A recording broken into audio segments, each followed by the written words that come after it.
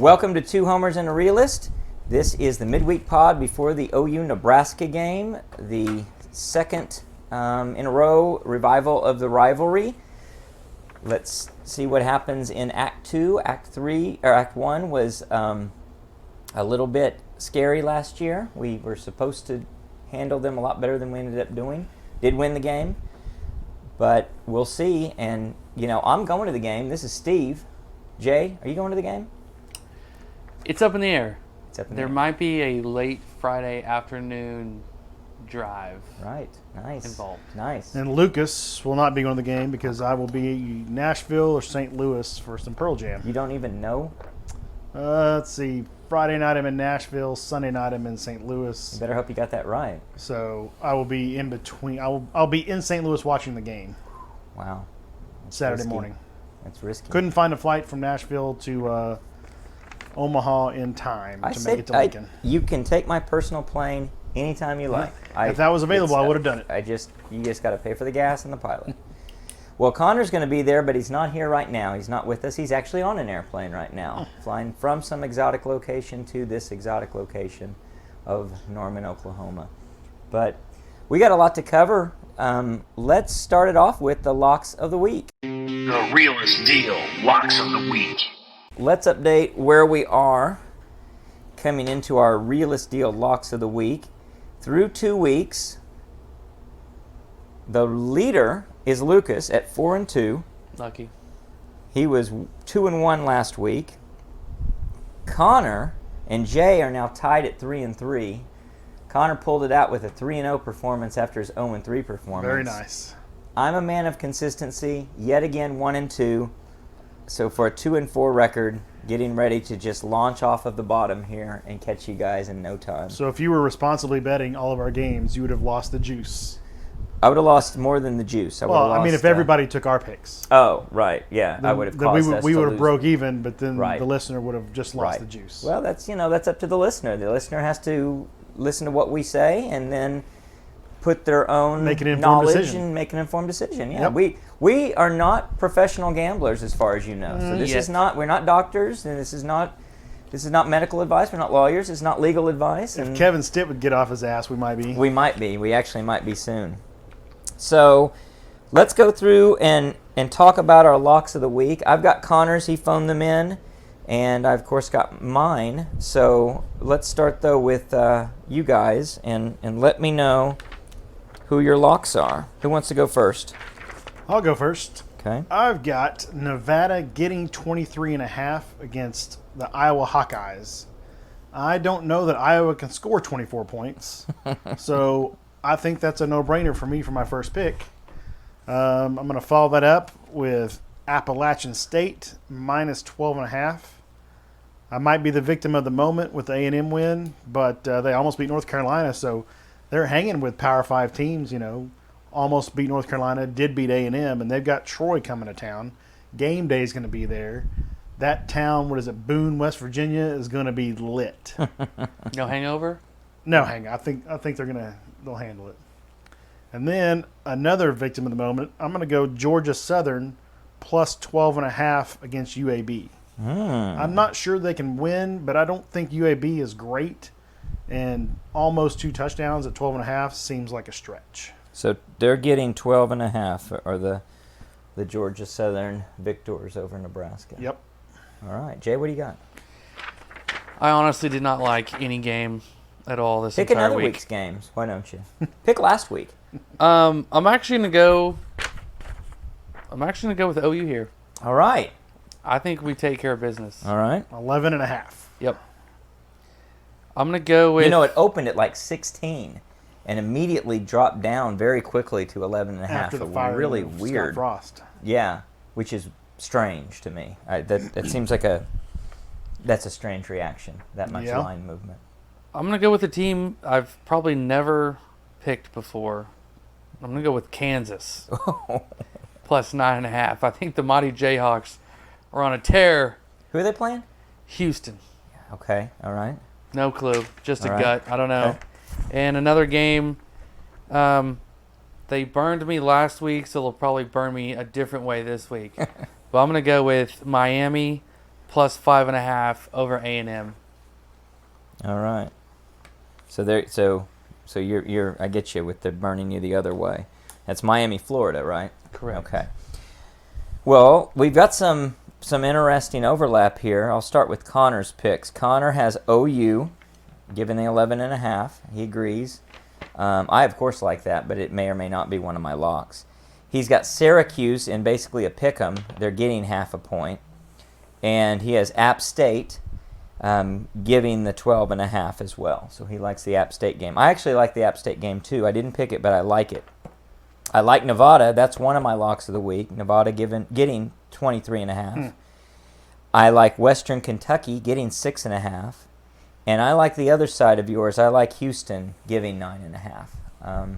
We'll see. So one of us is destined to win, and one of us is destined to lose that bet on the locks of the week. So we will not have a 12-0 week. We will not have a 12-0 week. So we've got some dissension there. How about that? Our first one where we're on opposite sides. Any pair of us, and we've had a lot of agreement. That's interesting. Independent agreement for sure. I think it's weird too. Out of 40 games on our picks here that we they consistently highlight, come up with the same. It's kind of interesting. Well, a lot of it's games. regional because It's regional. we had Arkansas last week. A couple of us, I think. Kansas State, OU opponents. Yeah. So I mean, it happens. It's the games we end up watching as well. Right. Some of these games we're never going to watch. So I don't know. We'll see.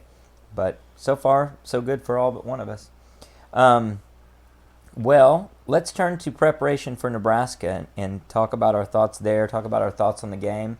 I'll say, and I think I said this on the post-game pod, I'm not sure, but I really liked the fact that this game, the prior game against Kent State, was a great preparation game in that a lot of highlighted things to work on.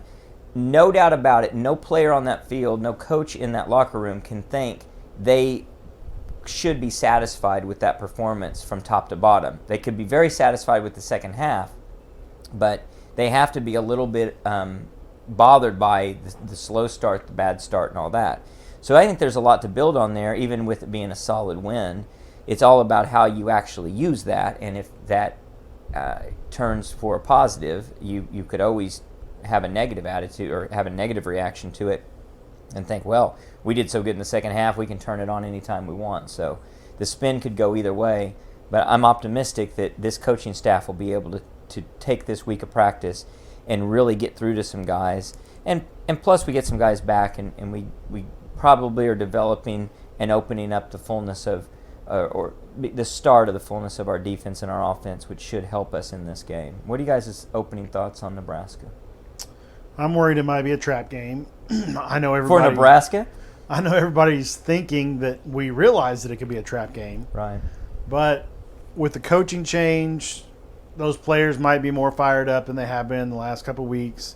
I don't think you can put it all on that. I don't think that much extra motivation. But they also just got completely embarrassed last week. I don't know if it was lack of preparation or just they're not any good. We have yet to have a road game with this staff. Brent Venables has never been a head coach on the road before, so there might be some stuff that he's still learning about. Obviously, he's been on plenty of staffs that have traveled, but maybe he's got a couple more responsibilities as the head coach than normal on the road. I'm not sure. And it's hard to get that first half out last week. And then the second quarter of the first game, we've just had complete dry spells. And it's funny, it's going on like two full, like all of last year we had that, and some of the year before. So I mean, we played 8 quarters, and I'd say we played 4 good really quarters. Yeah. And 4 just not very good quarters. So which team's going to show up? Offensively. Offensively. I think That's that's true. yeah. Can't complain about the defense. No. And they seem to be getting better, too, progressively better, pieces falling They're into letting place. Danny Stutzman run wild. Right. I love to see it. Right. We got to get Deshaun White off the field. He's doing absolutely nothing. I rewatched the game at home this week, and it's just so many times I can see Deshaun White running around pre-snap, not knowing where he's supposed to be. Just clearly And then not when the knowing. play starts, he's just floating out there, not covering anybody. He's just watching the ball in the backfield, and I know that's part of a linebacker's job is to run to the ball. But there's points where he should be in coverage, or if he sees a handoff, he's letting the defensive line kind of make the tackles, and then he's running up behind and just kind of waiting to see if somebody's going to pop out, and as opposed Playing to just too safe. Yeah, instead of just nailing somebody. And seemingly unsure. If That I were comes out with there, being unsure of what you're supposed to do. yeah, not But knowing what you're he's supposed been to on do. the field for us. This is what his third season of starting. It is Not in this defense. It's a new position for Yeah. him, and not in this position. Good point. but he has I mean, it's played basically a lot a of football. linebacker for Yeah. the majority of the time he's in there. yeah. It just could be the game's moving too fast for him at this point. What are your thoughts, Jay, generally? Really, my only fear about Nebraska is they've got nothing to lose. I mean, if they had won those first 2 games and Scott Frost looked like, hey, maybe I'm going somewhere with this, it's a lot more pressure to win this game. I don't think there's any pressure on them whatsoever to win or lose this game. They're just going to go ball out. And when the coach has no pressure because he's an interim guy and the team has no pressure, sometimes you just play loose and free, and sometimes you make calls that you wouldn't normally make, and you do flea flicker passes, and you do double reverses, and you do Blitz more. Right. I mean, there's nothing to lose. Well, the interim coach could be trying to beat OU and then win out the rest of the season and get that job. You know, I'm sure he is trying he has to do envisioned that. being the head coach of this. I mean, I don't think he's going to go for it on 4th down at his own 25 with nothing Right. to lose. But I just feel like, okay, we're supposed to lose. We fired our coach. But, man, if we did win, and if we happen to do it in a way that wasn't just necessarily toe-to-toe and we had to kind of pull some things out of a hat. Yeah, Boise State. Yeah. See, I think it's different in a couple of respects. So, one, they were close games in Nebraska's first 2 games, but they didn't just lose them by the bounce of a football. They really got outplayed. And if Georgia Southern's on the field with you competitively, you're getting outplayed. For 600 yards. Yeah, so it when you talk about had they won, well, that's assuming they're a better team than they actually are. So they're not that good a team. I take a little comfort in that. And it could go either way on the new coach, because if Scott Frost still had his job, he'd have to know he's on the hottest of hot seats. He'd have to know that this drop in the buyout is coming, which I do not understand what they would love to know if they put him on some kind of leave or something. Did they actually make a $7.5 million light money on fire decision? Maybe one of the donors just said, "I'm sick of seeing this crap. Here's the 7.5. I mean, make him go away." Is there somebody who's that rich and doesn't like money that much? Larry the Cable Guy? Maybe. I need He's that a big Nebraska person fan. to be introduced to me. Yeah, no kidding. And just cut I me a don't- check and I'll just go away. Or if there's some grand strategy of who they think they can go after, and they're worried someone else is going to go poach that coach. But that aside, if Scott Frost still had his job, he really can just throw out all no holds barred. He doesn't have to be reserved in any way. He can throw caution to the wind and do whatever he wants. But This I think new he would coach, be extra puckered up, though. If they were 2-0 and OU's coming to town, I think he'd not if he knows he's No, for fired. 3 games. Not if he knows he's fired. They're 1-2 right now. Yeah, they're 1-2. No, but I'm saying if they'd won those games, I don't think they would. Well, yeah, but if they won those games, they'd be better. I agree he'd play really tight. Yeah. But I'm saying if he were still there, he's the one who would play loose, not the new coach as much, because the new coach is auditioning. He might be enough that he comes out and he takes some chances and he feels like there's nothing to lose. But he also might want to just play it kind of close to the vest and hopefully it's a closer than expected game and he comes out a moral victory. I don't know. It's hard to know what Like his... Steve Sarkisian? Yeah, A moral exactly. victory in that game? Unbelievably disgusting. And they're just touting it, too, which is That's just so bad. all over If that's not social media. if that is not Texas being Texas, Look at how many people watched Just us play this unbelievable. game that we lost. We didn't lose. We just ran out of time. We ran out of time. Oh, my God. it is just sickening, and it's the kind of stuff that it's like the opposite of what I think Brent Venables would ever do, and I think the opposite of what Bob Stoops ever did. It's like the direct opposite of no excuses. It's complete excuses. And let's shine light. Let's put some lipstick on this pig and shine up this turd and say, everybody, isn't this fabulous? I mean, I know they almost won. I know they probably shoulda, coulda won, woulda won with their starting quarterback. But all that aside, you lost the game.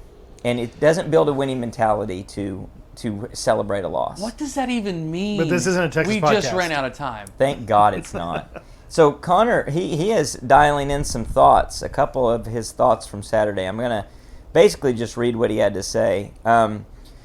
I was with Steve last week when he said he thought Kent State would be our toughest non-conference game, but after the firing of Frost, I think Nebraska is going to be a tougher game than it would have been if he were still there. Interested to see the fan base, though. How resilient can they be after that? At least we had Brent Venables basically loaded in the chamber right after Lincoln left.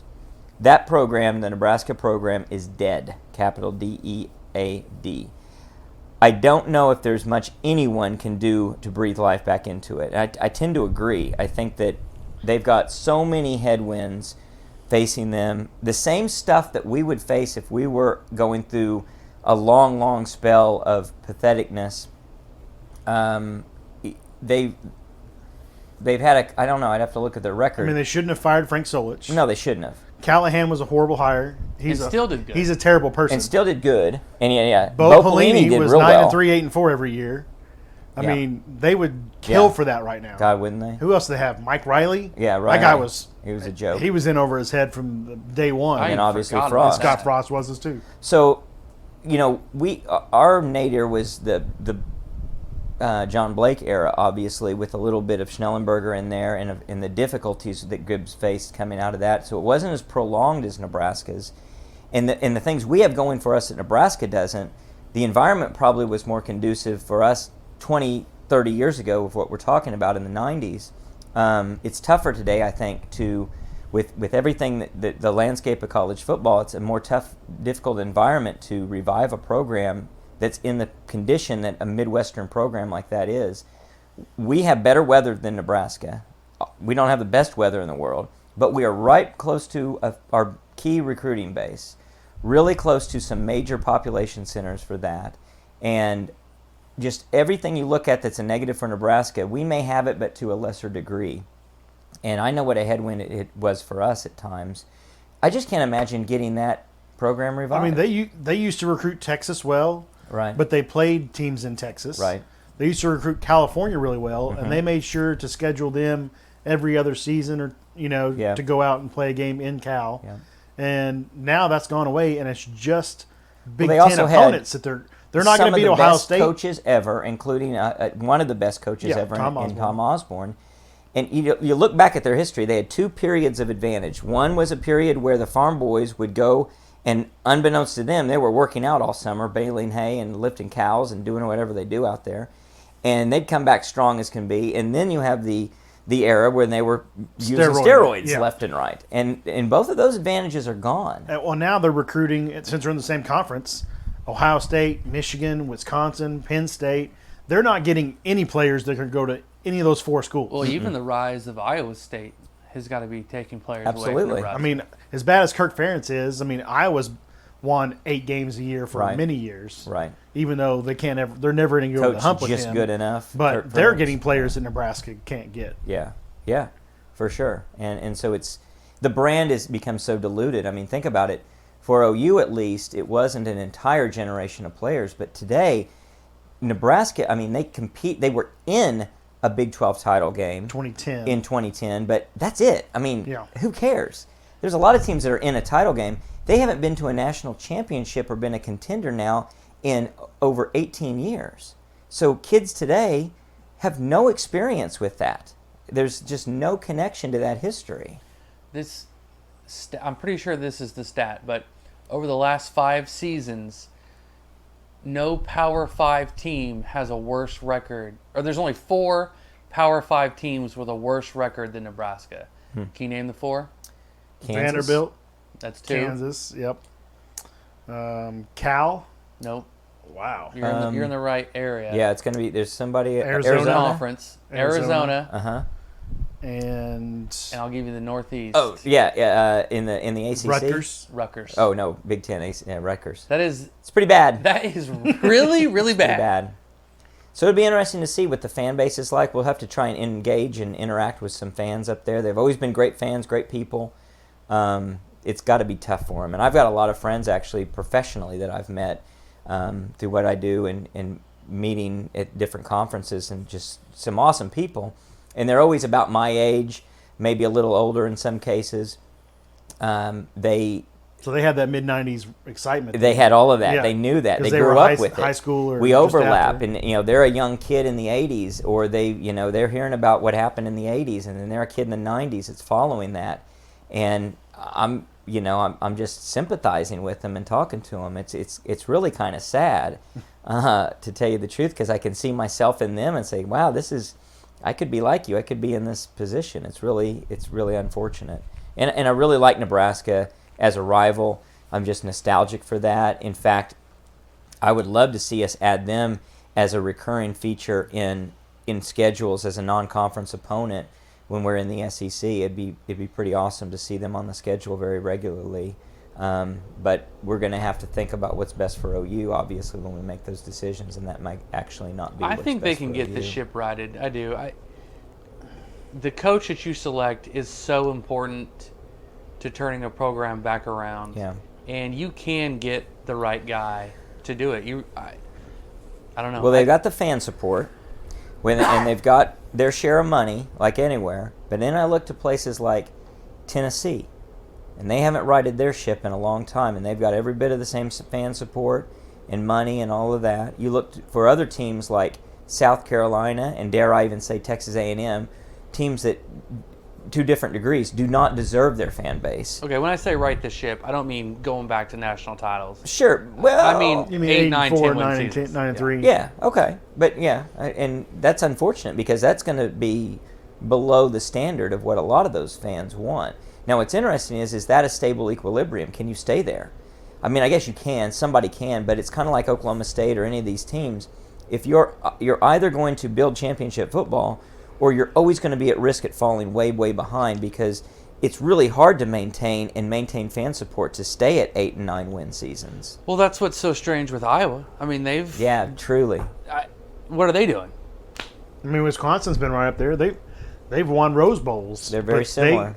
They haven't made a playoff yet, Yeah. right? No. I mean, they're not a they've contender. been close, but They're just close. because Ohio State and Michigan Now, are they've generally got- better than them. No, Iowa They've and got a bigger Wisconsin fan don't base have in the, Wisconsin. the I mean, history of Nebraska. Right, they don't have the Yeah. history, which is actually a headwind to them. It's a difficulty to overcome because people their expectations are higher. So Madison, I don't know. I'd have to look. Omaha's a fairly big place, population center wise, so they may have a bigger. I don't know about the economic Well, base to Milwaukee's support not it. that far from Madison, I don't think. And so there's a lot of support there versus what they have And in it's just Lincoln. outside I mean, Lincoln and Omaha are Chicago like can't they be might that as well be in far. the middle of the Atlantic Ocean in some regards. So. Yeah. I don't know. This is not a Nebraska podcast Nope. either. But they are the opponent this week, so I could have easily taken them as OU as a lock at 11.5. I think that we should win by that much or more. I think we've got lots of reasons to expect a performance like that. A lot of wild cards here. Difficulty going on the road. Difficulty getting players to respond. It probably will be a loud environment in a negative way for them. But I could see some players actually responding pretty strongly to that. It was interesting always that it seemed under Lincoln and Stoops for many years that we were so good on the road. Yeah. We had that string of road victories. I don't know. I kind of when I've done things competitively, I don't really mind people. I kind of feed off of negative energy. Exactly. Yeah. I think road games are way easier to get up for. I think so too. I think I was looking at Eddie or somebody's camera footage. I think it was Eddie. Which player was he highlighting? Gosh, I can't. Stutzman. And I was noticing a lot of his footage. He manages to capture a little bit of the crowd, and you can see the crowd that's right behind him, and notice the people. And what's interesting, because usually on a highlight it's like a touchdown play and everybody's going bananas.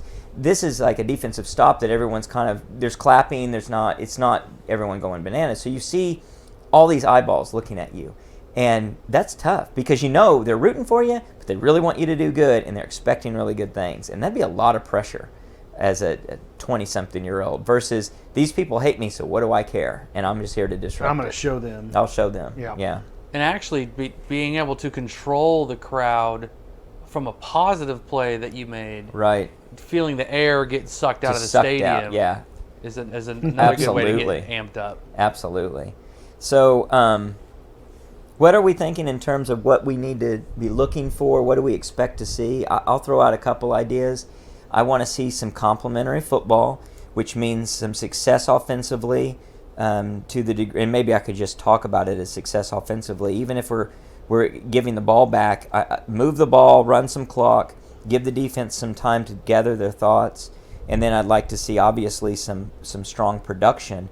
We've seen this Nebraska team give up so much yardage and so many points. 600 and something yards to Georgia. 594, something like that. I would like to It was see like us get 627 a lot of Was it? yards. Yeah, it was over 600. I'd like to see some degree of apparent control when we're going up against. I guess their athletes are better than Kent State and UTEP. I don't know, but I'd like to see some degree of control the line of scrimmage. Probably the number one thing is I'm looking for the offensive line to gel a little more with what's his name, Wanye. He's been practicing this whole time, supposedly. Yeah. So he should be able to add a lot, hopefully. So I'd like to see big improvements there and just consistency otherwise. What are you guys thinking? I'd like to see us. Yeah, I mean, it's the same. I want to see. I don't want to force the run if it's not there.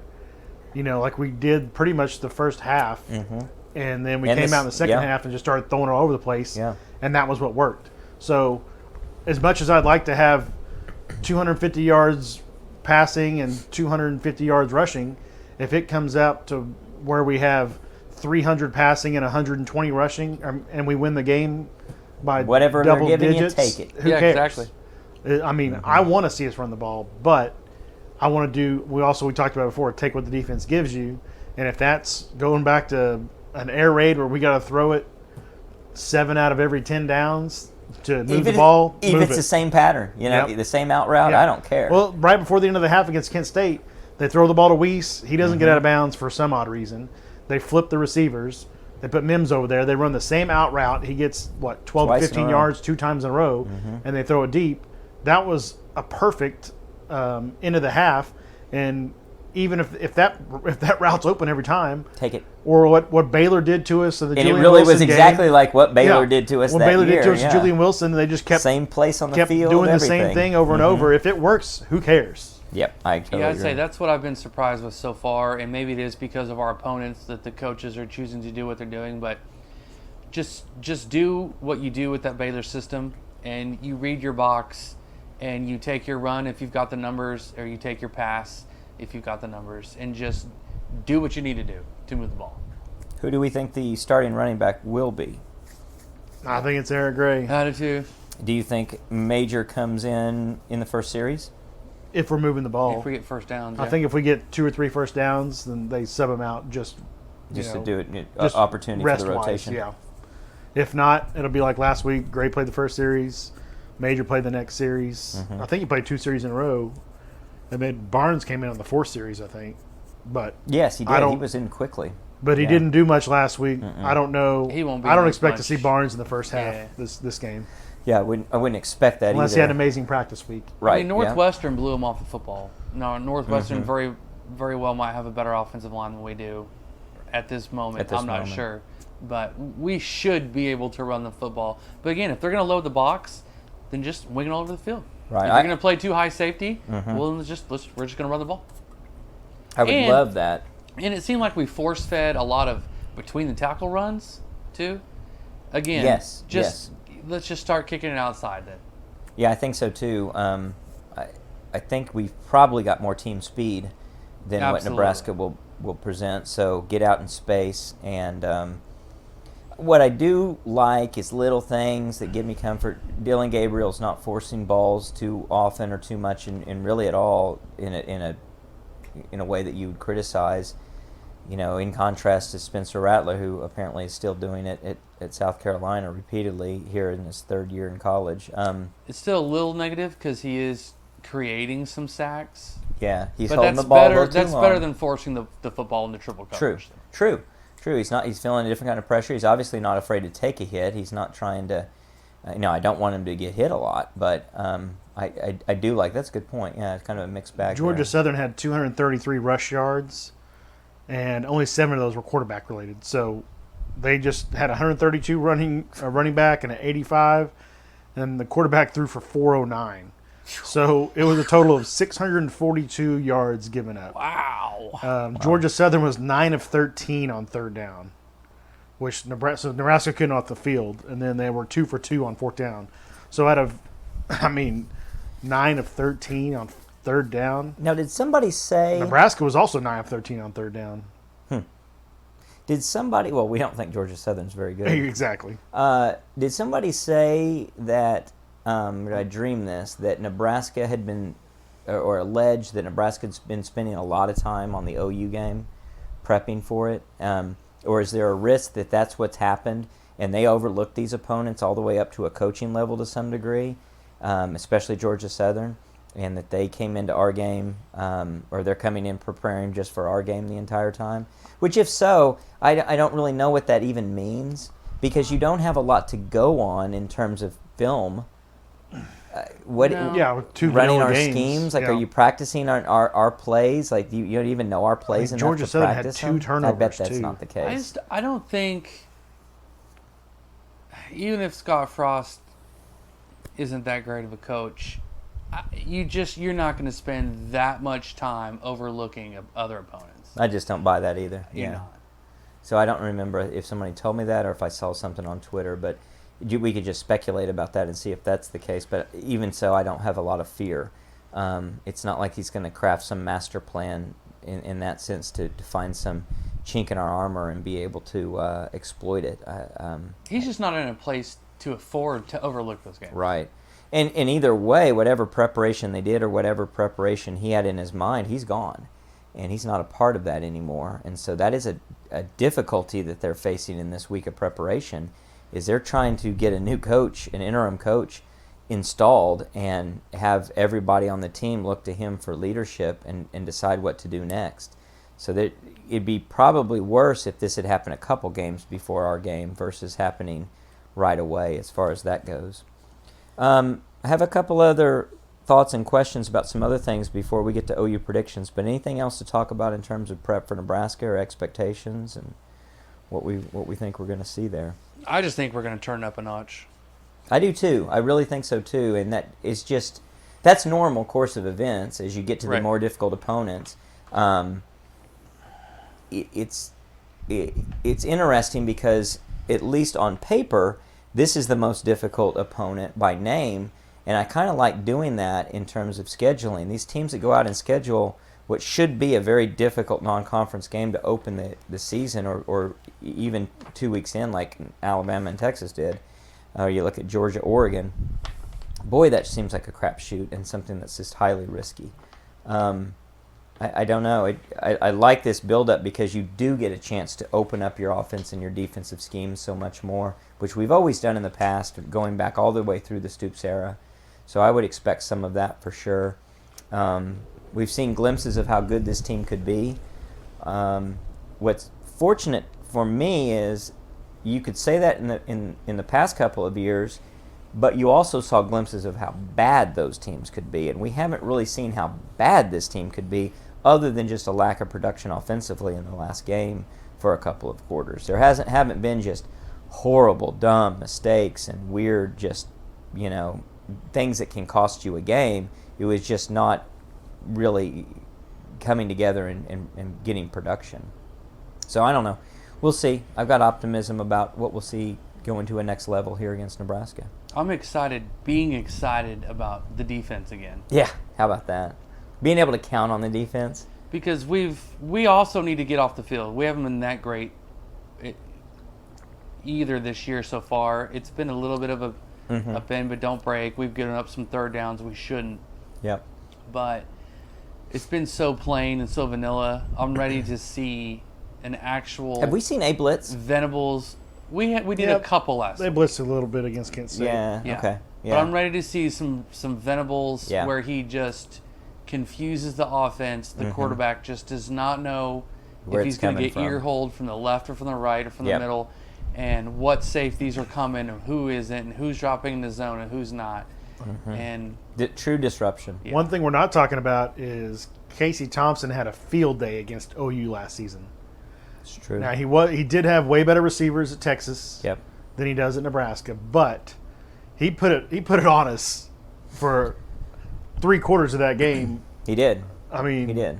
the first quarter was 21-0. Obviously, we fumbled the punt, or I mean, that was a block punt, and early and on. busted getting the play ball. very And first. the very first play was a busted play because whoever didn't make the tackle. But He doesn't have an Xavier Worthy. Casey Thompson looked pretty dang good last year against a lot of these same A lot of the same players, but with a different staff Right. Yeah. on both sides. Definitely different. Staff Different all offensive around. coordinator for him. Yep. Different players for Players him. for him. Different defensive staff for us. And he's Yeah. got the extra motivation. I mean, Well, he's definitely got a ton of motivation. I mean, he's a kid from Moore. Right. So his dad played at OU. His brother played at OU. He at one point committed. Did he commit to OU at one point? It seems maybe I he don't know if maybe he he didn't committed. commit. He but indicated. he was pretty close to coming here. And did you hear Brent Venables say in his weekly press conference that they talked to Casey when he was leaving Texas to try to get him to come here, and it just wasn't in the cards. And they brought in Gabriel, and he went to Nebraska. But that was I wonder if he's interesting. regretting that. That was interesting to see that Yeah. that we actually wanted him. Yeah, that is good to hear and interesting. I like the fact that they clearly will use the portal. So I mean, he may not have the bad blood that we think. was that after True. Gabriel? It was after Gabriel. That's why he It could have been the Yeah. same. I mean, it could have It been. was very parallel to it, and I don't know Yeah. if Gabriel was finalized, but it was all but done. I think. Yeah, I bet he would have came here if we didn't have Gabriel lined it's up. entirely possible. Probably so. He That probably would have made a been good one decision. for the record books there. That would have. That'd A been Texas phenomenal. player coming to OU. Yeah, That would have been wild. Now we still have yet to see how good of a player he really is, but I do think he's got a lot of talent. I don't know if he's as good as Dylan Gabriel. He brings different skill sets for sure, but he definitely is a good quarterback that can get some production and actually can have some success maybe at a lot higher level than what he's gotten. Unfortunately for him, you kind of feel bad for a kid who's been sort of slipping through cracks, if you will. Yep. Well, let's talk about a couple different things. One, it sort of relates to this, and a friend asked me a version of this question, so I'm going to pose it to you guys. When will the media narrative change for OU? And so there's two versions of, wow, they really look good. And I'm assuming, obviously, we continue to have success, but we start to get some more respect nationally and at the media level. And so the two versions would be, well, Lincoln Riley left them in great shape. Or it could be that they become the new darlings, and it's look at the magic that Brent Venables brought. Look what he's able to On do, defense. and he's the new story. Yeah. Well, all around. I mean, yeah, but I think that'll be kept the big- everything going the offensively biggest point- and all of that. I think the majority of it will be the Lincoln left the cupboard full, blah blah blah. I don't think so. But on the other hand, the people that know will be Brent Venables completely turned this defense around from the Grinch era. See, Right. The reason I don't think the first narrative holds water is because all they've said up to this point is, holy cow, Everyone's how left. much turnover is there? Lincoln left, the quarterback left, these players left, yada, yada, yada. So how then you speak out the other side of your mouth? But it's the And like national Lincoln- media. and That was Lincoln all left it- offense, though. But there's no consistency with these guys. They're not going to look That's back true. at their old Yeah. tweets and say, well, I was wrong. They're just going to spin a new story. So Like- I think there'll be some of both, and I think it'll quickly turn. I think that there will be guys who say, wow, Lincoln really left them well-stocked. And then you may be the same people that were saying exactly that. I don't know if Stuart Mandel was saying that, but if you look at different ones, I think I could see them saying that. And then I could see another group. I could see the ESPN group, kind of like Herb Street always fell in love with OU, coming around and saying, wow, OU is the new it kid. Just because if we have success, if we continue to win and do really well, then at some point we're in the top 5 of the rankings and maybe top couple, and they're going to have to be talking about us. And I think then it becomes, wow, these guys have really got it together. Well, the Brent Venables nationally, story. it's going to be the defensive side of the ball. Yeah. Because that's all we've talked about for the last 10 years is, wow, if OU can They're just actually field a playing decent defense. defense, they'll do something. So if we continue to do what we're due, and tackles for loss and the sacks and the yards per play metrics are all aligned, and we're keeping opponents under 20 points. 20 points, Yeah. they're going to have to be like, wow, they, Yeah. Back to that negative energy, I kind of hope they keep with the the hating us story and can't believe that we're so lucky that Lincoln was so good to us to leave us the players he left us, but we'll see. So, a little bit of a discussion among our group and other people in the Twitter sphere today about OU and Texas maybe going to the SEC early and maybe as early as SEC in 23. I'm going to call it Circle R or trademark, however you want to do that.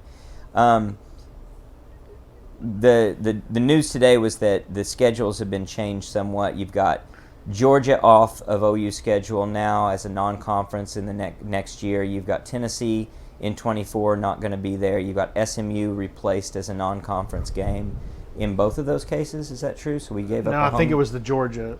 The SMU's taking place of Georgia in both instances. I think. Both Georgia. So 23 we're still here, looking for a 27 team. on the road. So we're looking for a team in 24. Right, but that was going to be the second half of the OU Tennessee, but that game got canceled from COVID in 2020. So we never played the home game that was involved in there, and we were still looking to schedule. So them canceling the away trip really doesn't cost us. It's really only costing us one. But we have something. We got to find a home and home. We got to have somebody on there. Yeah. Okay. So OSU? No, it could be.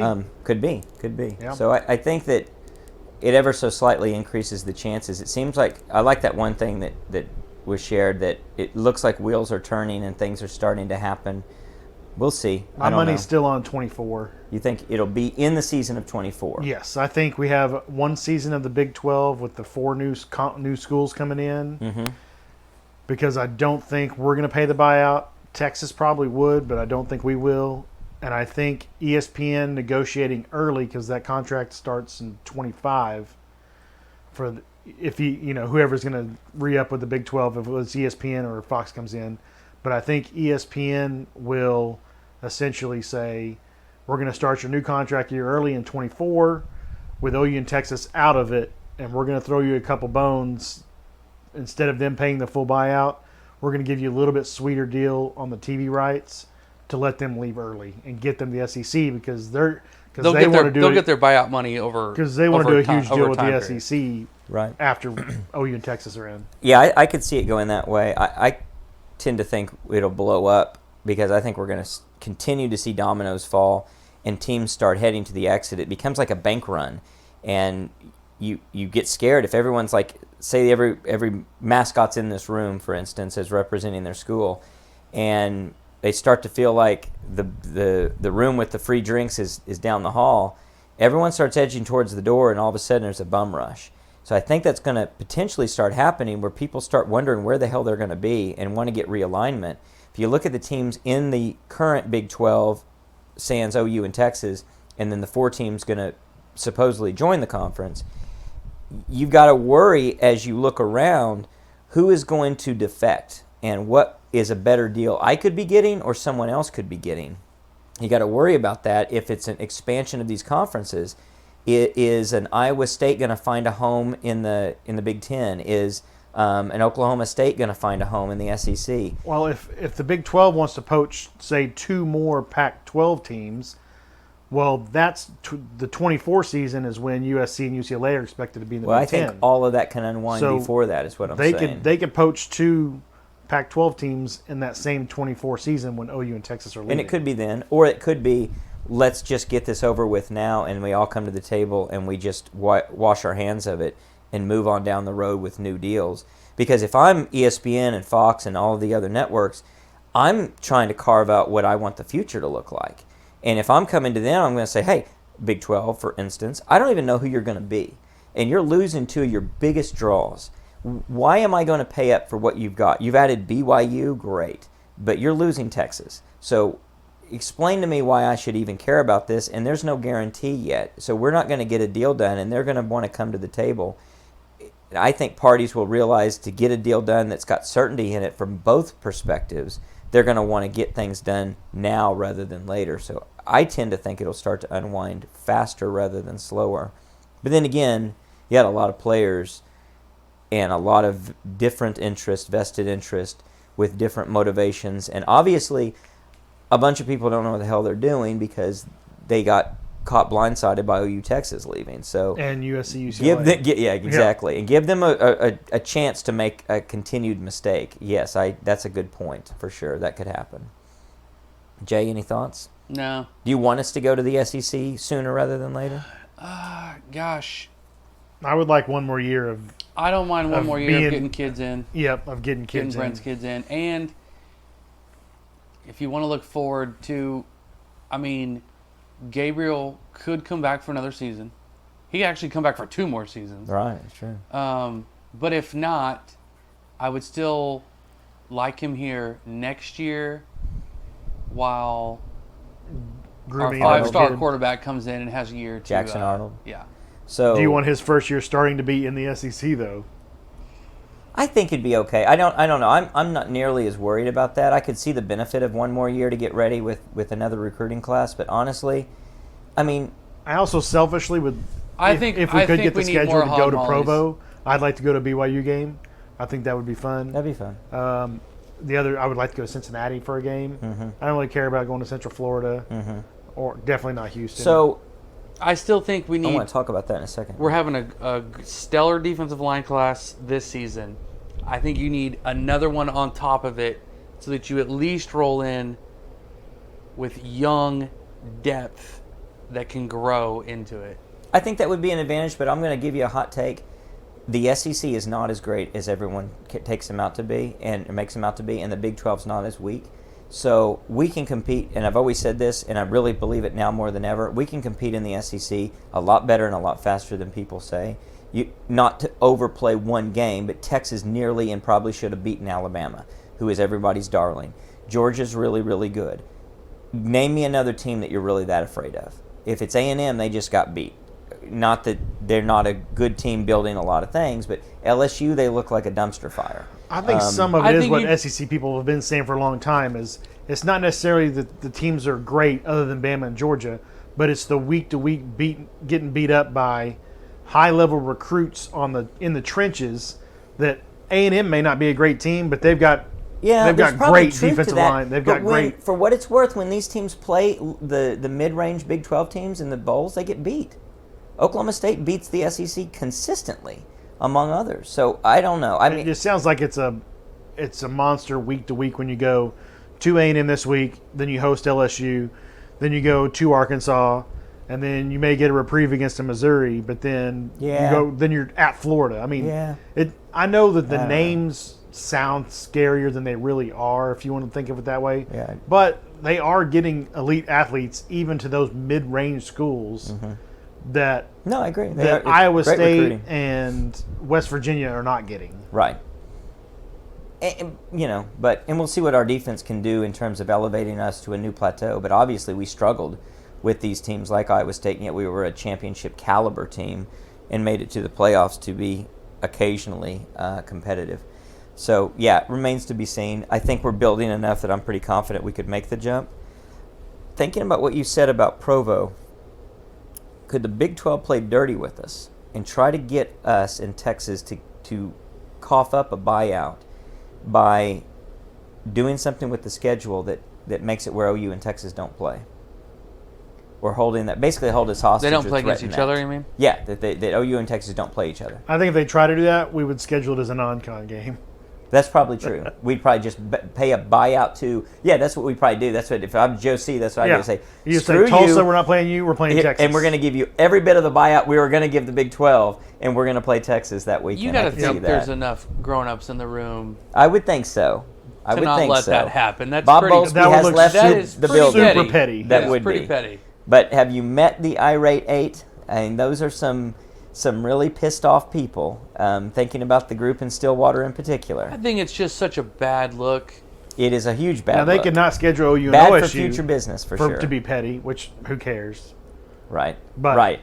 I But I mean, don't think that would be offend anybody. I mean, And the one benefit honestly. to leaving early is you're not going to have that one weird year of 4 Yeah. brand new teams coming in, Yeah, and 2 teams having on to the way figure out out. a rotation for 1 year, and then to have to and completely rearrange redo it, yeah. for 24, Home unless games, they're away getting in, games, and all that. unless they're getting in Arizona State, or whoever Right, they bring and we in just take our to place. take our place. Yeah. I'm not afraid of being competitive, making the jump at any time, but I do want to go into the SEC as good as we can, just to shut everybody up. I don't want to walk in Start out on at fire. 8-4 I agree. want to come in at like a 10-2 at worst. I agree. Yeah. Because like thinking back to when Missouri Just because I and don't want to hear A&M everybody talk about it. Missouri and A&M made the jump, they were not competitive for quite a while. Well, Missouri Missouri went to two straight. They went to two straight SEC title games. Oh, that's right. Yeah. That's right. Well, they were at the peak of their performance. And then A&M had Manziel right after they went to the SEC, and they went to Cotton Bowl and killed yeah. us. Yeah, but that's Beat true. Bama. That's true. Yeah, beat Bama, Kevin Sumlin. So they were actually pretty good. came in as They world did better. beaters. They did better World early. beaters coming from the Big 12 to the SEC for That's 2 years interesting. or I'd so, forgotten and that. then completely went to crap. I and totally now they're both forgotten terrible. that. Huh. Well, this week it's Nebraska, so let's round it out with some predictions on the OU score. Let's start with Jay. What's the OU Nebraska score? I was going to go with 34-20. Okay. I don't like the 20. I think we're going to come out and punch them in the mouth. I really do. Well, But I'm going to stick with it because I wrote it down. Okay. What'd you write down, Lucas? Give me your OU score first. 38. Originally had 20 or 34. I'm glad I changed it. 38-21. Interesting. And I'm giving up the 21. I think this is the week we have a turnover. Could be pick six. Could be Okay. a strip fumble inside the 20, and they punch a short one in. I think we're going to give them a short field at some point. Okay. On one bad play. You're getting very specific in your prediction. Yeah. You're really like casting or Nostradamus in it. scripting the entire game. Well, Connor has 41-24, so he has an extra field goal for both teams as compared to Lucas. Otherwise, consistently staying with the Lucas type score. I have 49-17. I have the high score for us and the low score for them. I think we're going to come out and punch them in the mouth. I think we're going to open things up.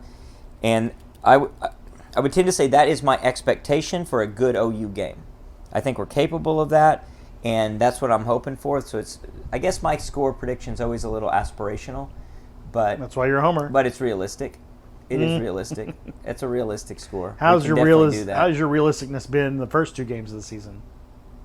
About as good as yours, since we had the same score in one of those games. I think I actually was better on the I defensive think we've been side. I had a overly slow- homerish on the offensive end. on the scoring, yes. I don't know about overly homerish, but I definitely thought we'd score more than we did, but everyone else did too. Right. Not just us. Yeah. Everyone.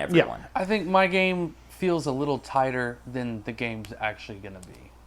Yeah, I could see that. I could see that for sure, where it's a comfortable game and you really don't feel like they're threatening. Now, it is tough if it's just 14 points, but No, if he they're said not it's going to be threatening- tighter than it looks. No, it's. I think it's tight. Oh, you think it's tighter than 14? No. I think the 14 points It's going to be a Jordan, comfortable 14. is a comfortable Oh, 14. okay. Yeah, that's what I thought you said. Yeah, Yeah. so I could see that. I mean, we've seen those kind of games, and we've seen the opposite, where on paper we're won by 2 touchdowns, and we know because we set through it, we won by the hair on our chinny chin chin. Yeah, I mean, I think it could easily be, like 31-10 going into the fourth quarter, and maybe we get a field goal and they get a touchdown and field goal, but it's just not.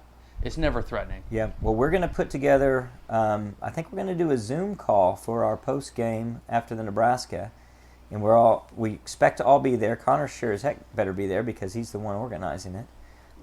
You guys staying in? We're staying in Kansas City. Okay. Connor's staying. Are you saying before the game or after the game? After. After I'm in Kansas City, Connor's still in Omaha. Lucas is in Timbuktu. St. and Louis. then you're wherever you happen to be. So, so if you want, if you decide to do it, I mean, obviously you can just pick up a hotel room in Kansas City probably, but that would be a good game plan, is to drive back with us and stop halfway in Kansas City if you want to. But I'm excited, and we'll see what the team can put together early morning on Saturday, 11 a.m. big noon kickoff. Back to that crap. Thanks, TV networks. Ugh, gross. But we'll see what's going to happen, and until then, Boomer. Sooner.